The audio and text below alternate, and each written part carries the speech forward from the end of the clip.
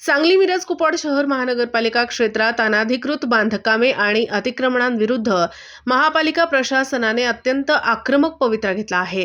महापालिका आयुक्त सत्यम गांधी यांच्या थेट निर्देशानुसार आज सांगली मिरज रोडवरील विश्रामबाग चौक, जुना जकात नाका व दांडेकर बाजार समोरील अनेक वर्षांपासून असलेले 67 अनधिकृत खोक्यांचे अतिक्रमण पूर्णपणे हटवून रस्ता मोकळा करण्यात आला। या धडक मोहिमेवेळी अतिरिक्त आयुक्त श्री राहुल रोकडे यांनी प्रत्यक्ष घटनास्थळी उपस्थित राहून संपूर्ण कारवाईचे संचालन केले। सदर अतिक्रमण हटवण्यापूर्वी नगर रचना विभागातर्फे कायदेशीर प्रक्रिया पूर्ण करण्यात आली होती।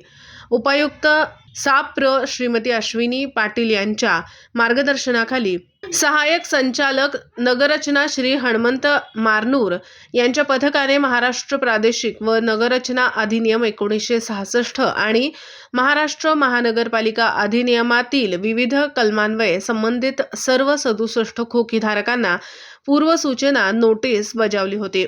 विहित मुदतीत अतिक्रमण न हटवल्यामुळे आज प्रशासकीय बळाचा वापर करून ही निष्कासनाची कारवाई करण्यात आली। दरम्यान शहराच्या नियोजित विकासात आणि वाहतुकीच्या प्रवाहात अनधिकृत बांधकामे हा सर्वात मोठा अडथळा आहे। यापुढेही सांगली, मिरज आणि कुपवाड परिसरातील सर्व प्रमुख रस्त्यांवरील अतिक्रमणे कोणत्याही दबावाशिवाय हटवली जातील। नागरिकांनी सार्वजनिक जागेवर अतिक्रमण करू नये, अन्यथा जप्ती व फौजदारी कारवाईला सामोरे जावे लागेल।